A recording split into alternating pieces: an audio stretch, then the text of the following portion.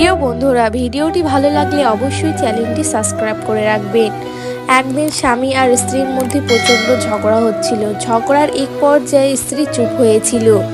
স্বামী তবু স্ত্রীকে ইচ্ছা মতো বকে যায়। বকতে বকতে এক সময় স্বামীও চুপ করে যায়। কিছুক্ষণ পরে স্বামী স্ত্রীর পাশে বসে নিচু স্বরে স্ত্রীকে জিজ্ঞাসা করলো, চুপ হয়ে গেল কেন? স্ত্রী তখন নিজের লাগেজ গোছাতে গোছাতে বলল, বিয়ের রাতে আমাদের মাঝে কথা হয়েছিল, একজন রেগে গেলে আরেকজন চুপ থাকবা, তাই সেই কথা রাখতে নিজেই চুপ হয়ে গেছি। এই বলে লাগেজ হাতে নিয়ে স্ত্রী চলে যেতে চাইলে স্বামী শক্ত করে স্ত্রীর হাত ধরে বলল, কোথায় যাচ্ছ তুমি? স্ত্রী বলল, বাপের বাড়ি।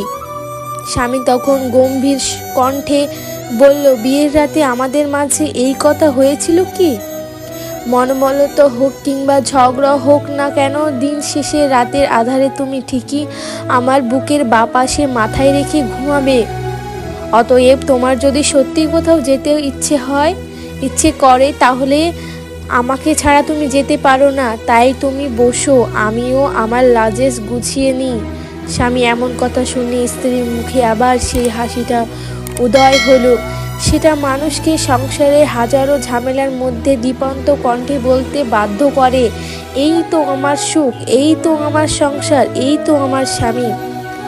জিহ্বার কোনো হার নেই, তবু অনেকের হৃদয় ভাঙতে পারে। তাই কাউকে কিছু বলার পূর্বে রাতে ভালো ঘুম হয় না, তাহলে শোবার ঘন্টা আগে চা কফি খান। তবু থাকা মানুষের গল্পে অনেক কথা লুকিয়ে থাকে। বিশ্বাস একবার ভাঙলে আর জোড়া লাগে না। ব্যাপারটা এরকম না হয়ে এইরকম হতো, বিশ্বাস একবার জোড়া লাগলে আর ভাঙে না।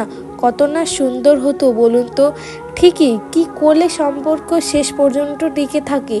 বেশি কিছু না, শুধু সেই সম্পর্ক বাঁচিয়ে রাখার দায়িত্ব দুজনের মধ্যে থাকে। সেই সম্পর্ক কখনো শেষ হয় না। দেখবেন অন্যের খারাপের সময় তুমি পাশে আছো, কিন্তু তোমার খারাপ সময় দেখবে কেউ পাশে নেই, শুধু তুমি আছো একা।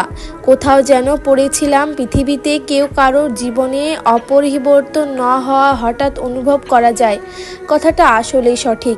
জীবন কারোর জন্য কোথাও বিন্দু পরিমাণ থেমে থাকে না, বরং সুন্দরভাবে কেটে যায়। আমরা কি মরে গেছি? তুই চলে আয়। মেয়ে, মা বাবা যেমন কথায় হাজারো মেয়েকে ডিভোর্স দেয়, এটা ভালো মেয়ের কখনো তার প্রিয় মায়ের থেকে দাবি গিফট আশা করে না, চাই শুধু কিছুটা সময় আর বুক ভরা ভালোবাসা।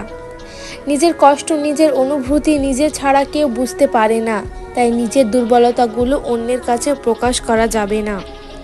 নিজেকে শক্ত করে দেখবেন, দ্বিতীয়বার আর কেউ ভাঙতে পারবে না। যারা গুছিয়ে মিথ্যা কথা বলতে পারে, আমরা তাদেরকেই বেশি বিশ্বাস করি। একজন বিবাহিত মহিলাকে জিজ্ঞাসা করা হলো, তুমি তোমার শ্বশুরবাড়ির সমস্যার কথা তোমার স্বামীকে জানাও না কেন? মহিলাটি হেসে জবাব দিল, ম্যালেরিয়ান সমস্যা, মশার সাথে আলোচনা করি না।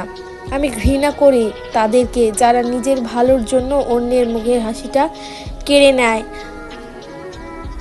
আপনার বউ চাকরি করুক বা না করুক, প্রতি মাসে তার হাতে কিছু টাকা দিন। এই টাকাটা তোমার ইচ্ছা মতো খরচ করো, আমি কিছুই বলবো না। বিশ্বাস করুন, মেয়েটি কখনোই টাকা ইচ্ছে খুশি মতো খরচ করবে না, বরং আপনার বিপদের দিন সবার আগে সেই আপনার পাশে এসে দাঁড়াবে। সময় অনেক অপমানের উচিত জবাব দেওয়া উচিত। ভালো কথা গুছিয়ে বলা যেমন শেখা উচিত, তেমনি কথায় চুপ থাকতে হবে সেটাও শেখা উচিত। কেউ কারো কষ্টের ভাগনা নিতে চায় না, এমনকি বুঝতেও চায় না। তারা শুধু গল্প খোঁজে, যার ব্যথা সে বোঝে, আর বাকিরা তো মজাই পায়। কাউকে কখনো মন খারাপের কথা বলবেন না, কারণ যাকে মন খারাপের কথা বলবেন সেই সুযোগ বুঝে সেই জায়গাতেই আঘাত করবে। এই পৃথিবীতে অভিনয় করা মানুষের অভাব নেই, সবাই হাসিল করার জন্যই থাকে। হাজার দোষ করেও আমরা নিজেকে ভালোবাসি, অথচ সামান্য ভুলের অন্যকে ঘৃণা করতে দ্বিধাবোধ করি না। এটাই বাস্তব আমাদের জীবনে। বইয়ের অঙ্ক গড়মিল হলে তা একটা সময় মেলানো যায়, কিন্তু জীবনের অঙ্ক একবার গড়মিল হয়ে গেলে তা কখনোই সমাধান করা যায় না।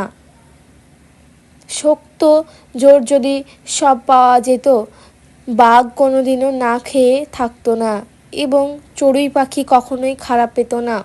শক্তির ফয়সলা হয় অসম্মানে। তেতো হলেও সত্যি, আমাদের অধিকাংশ বন্ধুই গোপন আমাদের ঘৃণা করে। দত্ততা তৈরি হয় অভিজ্ঞতা থেকে, আর অভিজ্ঞতা আসে ব্যর্থতা থেকে। তাই ব্যর্থতা খারাপ কিছু নয়, এটা সাফল্যের প্রথম ধাপ। জীবনে সব লড়াই একাই লড়তে হয়। মানুষ কেবল সান্ত্বনা দিয়ে যায়, সাথে কেউ থাকে না। আমি যখন বুঝতে পারি কোথাও আমাদের নিয়ে সমস্যা হচ্ছে, তখন নিজে সেখান থেকে লক্ষ কোটি মাইল দূরে সরিয়ে নিতে আসি। তো বন্ধুরা, শেষ পর্যন্ত দেখার জন্য ধন্যবাদ।